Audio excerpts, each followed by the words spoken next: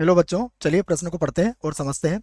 यदि अल्फा और बीटा न्यून कोण है तथा कॉस दो अल्फा बराबर 3 cos 2 बीटा माइनस 1 और उसके बटे में है 3 - cos 2 बीटा, तो सिद्ध कीजिए कि टेन अल्फा बराबर वर्गमूल 2 गुणा टेन बीटा होगा। प्रश्न को हल करने से पहले हम मुख्य अवधारणा लिख लेते हैं। तो मुख्य अवधारणा जिसकी सहायता से हम इस प्रश्न को हल करेंगे। मुख्य अवधारणा में हम त्रिकोणमिति के कुछ सूत्रों को लिखेंगे जिनका उपयोग यहाँ पर किया जाएगा। इनमें से सूत्र है हमारे पास कि हम जानते हैं 1 - cos 2 थीटा बराबर होता है 2 sin² थीटा के, और 1 + cos 2 थीटा बराबर होता है 2 cos² थीटा के। तो ये दो सूत्र हैं जिनका उपयोग यहाँ पर हम करने वाले हैं। अब हम प्रश्न की तरफ चलते हैं। हमें क्या दिया गया है, देखो हमें दिया गया है cos 2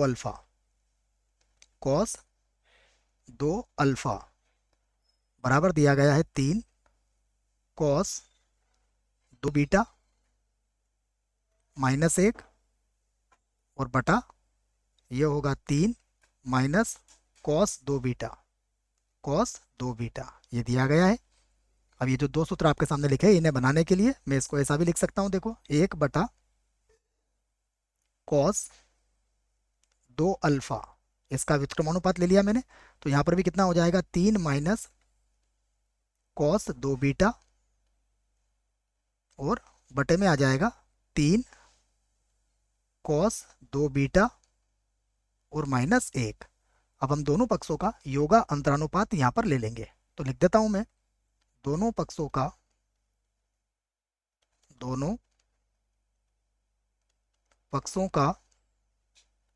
योगा अंतरानुपात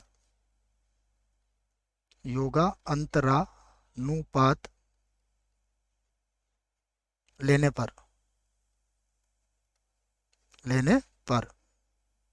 ये हमने दोनों पक्षों का योगा अंतरानुपात यहां पर ले लिया है। देखो तो क्या बन जाएगा, ये होगा 1 + cos 2 अल्फा और ये हो जाएगा 1 - cos 2 अल्फा। एक बार जुड़ जाएगा, एक बार घट जाएगा। यहां पर भी यही होगा, ये होगा 3 - cos 2 बीटा प्लस का ये होगा 3 cos 2 बीटा माइनस 1 और बटे में ये घट जाएगा। तो ये होगा 3 माइनस का cos 2 बीटा और उसके बाद माइनस का 3 cos 2 बीटा और प्लस 1 हो जाएगा। इसके चिन्ह बदल जाएंगे। अब इसे तो वैसे लिख देते हैं हम एक बार और। तो ये होगा 1 + cos 2 अल्फा, ठीक है, और इधर 1 - cos 2 अल्फा, 1 - cos 2 अल्फा। ये तो अभी वैसे रहने देते हैं। यहाँ देखते हैं अब 3 में से 1 घटेगा तो 2 बचेगा। तो यहाँ लिख दिया हमने 2। उसके बाद 3 cos 2 बीटा में से भी 1 घट जाएगा तो 2 बचेगा। तो ये हो गया प्लस का 2 और cos 2 बीटा हो जाएगा। ये बटे में देखते हैं, बटे में है 3 में और 1 4 हो जाएगा। तो ये हो गया 4 और ये भी 4 हो जाएगा, माइनस का 4 cos 2 बीटा। अब हम इसे एक बार और लिख लेते हैं, 1 + cos 2 अल्फा बटा 1 - cos 2 अल्फा। ठीक है बच्चों, ये अल्फा लिख लिया है मैंने यहाँ पर। एक बार माइनस में और एक बार प्लस में है, इसको ध्यान रखें आप। बराबर यहाँ अंश और हर में से 2 कॉमन ले लेते हैं। तो ये होगा 2/4 और चाहो तो गुणा लगा दो। ये हो जाएगा 1 + cos 2 बीटा, ठीक है, और बटे में देखो ये हो जाएगा 1 - cos 2 बीटा। अब दोनों के लिए सूत्र मैंने आपको लिख दिए हैं, उन्हीं सूत्रों का प्रयोग यहाँ पर हम करेंगे।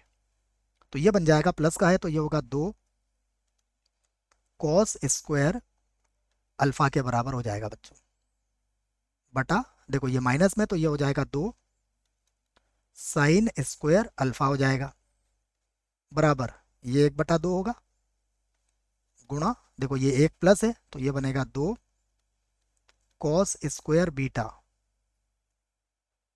और बटा नीचे माइनस है तो ये होगा 2 साइन स्क्वायर, ये हो जाएगा बीटा। यहाँ 2 से 2 कट ही जाएगा आपका, ये कॉस बटा साइन होगा तो ये बन जाएगा कॉट, तो ये हो जाएगा कॉट स्क्वायर अल्फा, और बराबर कितना हो जाएगा 1/2, ये बन जाएगा कॉट स्क्वायर बीटा। ठीक है, अब हमें इसको 10 में बदलना है तो 10 को इधर लाओ आप, तो ये कुछ इस प्रकार से बन जाएगा, देखिए 2 तो यहाँ चला जाएगा और यहाँ हो जाएगा 10 स्क्वायर बीटा बराबर कॉट स्क्वायर अल्फा को इधर लाओगे तो ये 10 अल्फा बन जाएगा, तो ये हो गया 10 स्क्वायर अल्फा। अब चूंकि अल्फा और बीटा क्या है, न्यून कोण है, तो हम इसका वर्गमूल ले लेंगे, यहाँ प्लस माइनस नहीं लगाएंगे क्योंकि अल्फा और बीटा क्या है, न्यून कोण है। तो मैं इसको लिख देता हूँ इस कारण को भी, अल्फा कॉमा बीटा ये क्या है, न्यून कोण है, न्यून कोण है, और यदि ये न्यून कोण है तो केवल प्लस चिन्ह का ही प्रयोग किया जाएगा बच्चों। तो यहाँ से लिख सकता हूँ मैं, ये कारण को अलग कर देते हैं, तो यहाँ से लिख दिया मैंने 10 अल्फा बराबर हो जाएगा वर्गमूल 2, और यहाँ पर हो जाएगा 10 बीटा, देखते हैं यही सिद्ध करना था हमें, 10 अल्फा बराबर वर्गमूल 2 10 बीटा, तो यहाँ लिख दो आप सिद्ध हुआ, यहाँ पर लिख सकते हो सिद्ध हुआ। ठीक है बच्चों, आशा करता हूँ प्रश्न का उत्तर समझ में आया होगा। धन्यवाद।